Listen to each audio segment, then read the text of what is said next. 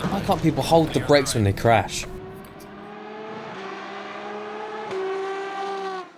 Hi guys, Beans here. Welcome back to the channel, and today we are Indianapolis for our weekly LFM Coach Dave GT3 Sprint Series.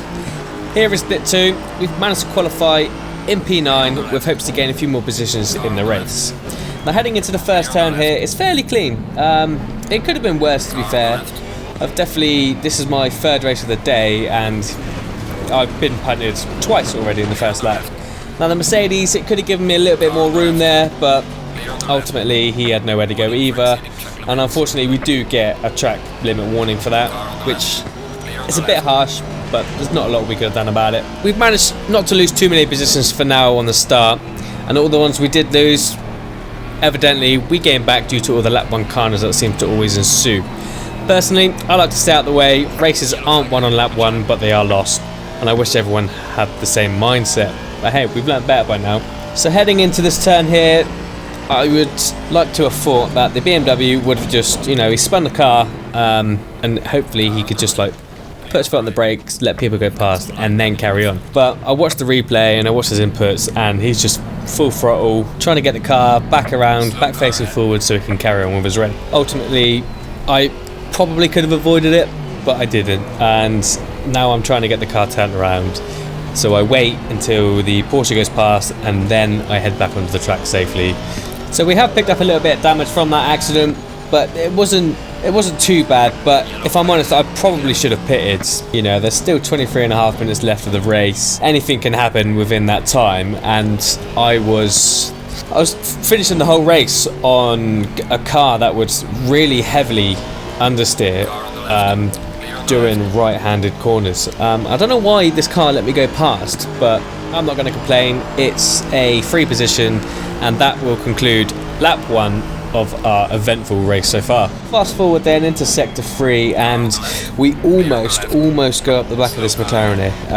I've managed to slow down enough and avoid it. I was struggling a bit this race with braking points. I was either overshooting slightly or undershooting. McLaren ultimately let us go. I don't know why, but that's another position. So we're now up into P15. Like that P14 as a McLaren goes spinning off to our right. Not sure what happened there between those two, but that's another free position gain for us, so we can't really argue with that. Heading into turn 13 then, as we're trying to get a good run onto the pit straight here, I thought if I had to let off a little bit, my car was understeering, and I was just trying to catch this small group up ahead, but unfortunately I missed the turn, and ultimately I bin it. So I'm now back down again in P17 behind this Audi, who, fair play to them, they raced clean, they left the space when needed, but ultimately they would make me struggle to get past. I was quicker in the corners, and as you'll see, he was definitely quicker in a straight line. I struggled to keep within touch in some parts of the track. I'd catch up in the corners, but when it comes to the 2 long straights, he'd pull 4 or 5 tenths on us. And I think, to be fair, that's what makes me love this game so much. There's no OP car.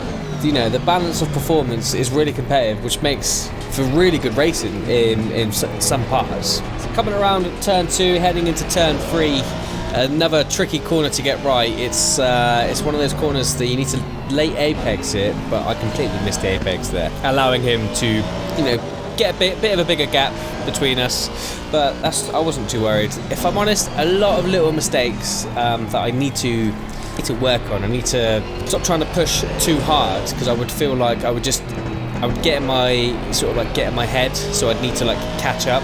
So fast forward then, the Audi actually makes a mistake, causing him to go a bit deep onto the grass. So we just managed to we're trying to capitalise on the position, and then how's that for a track rejoin? The hat was a very, very unsafe track rejoin, if I'm completely honest. I'm glad we avoided it, because that could have potentially ruined our race, and if that would have been the case, then I probably would have reported it to the LFM stewards.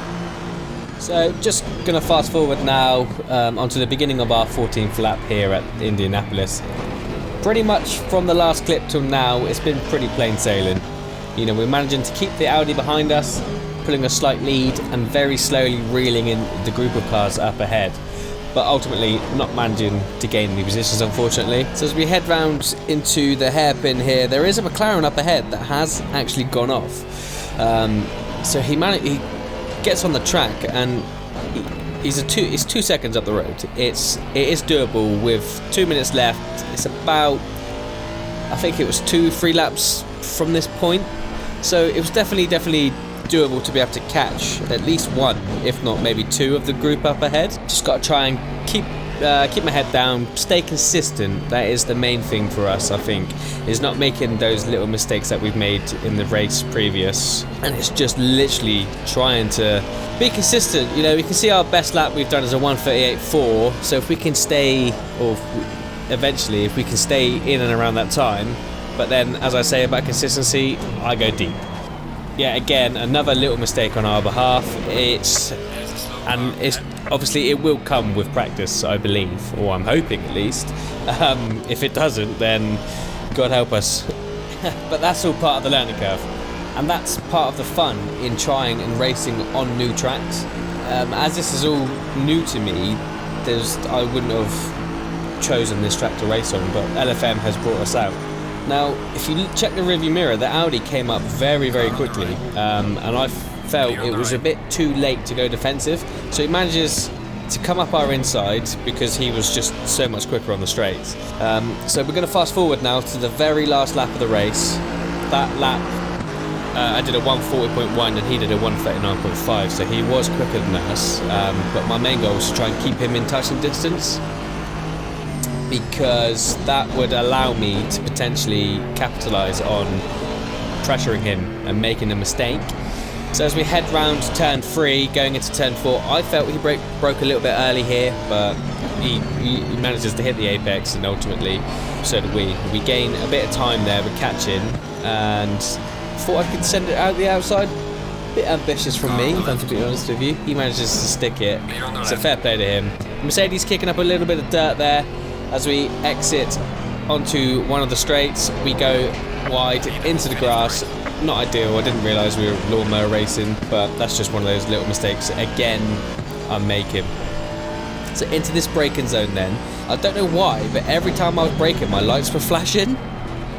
I'm not entirely sure what all that was about, but we'll stick with it. So we get a great exit here, and we go up the inside.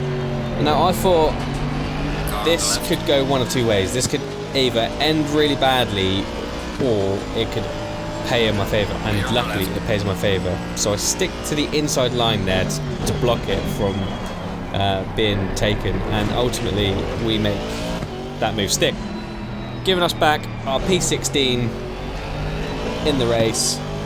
I was happy with it, as it was a limp home, if I'm completely honest with you. But as we cross the line, that's going to conclude today's video. If you like the video, please like, comment and subscribe, and I shall see you guys in the next one. Take care, guys. See ya.